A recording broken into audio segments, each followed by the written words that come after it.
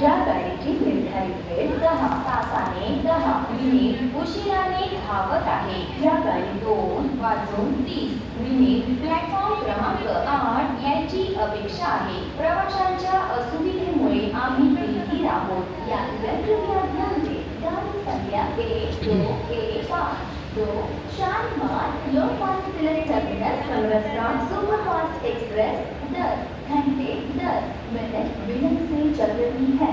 ये गाड़ी 2:30 पर प्लेटफॉर्म क्रमांक 8 पर आने की संभावना है.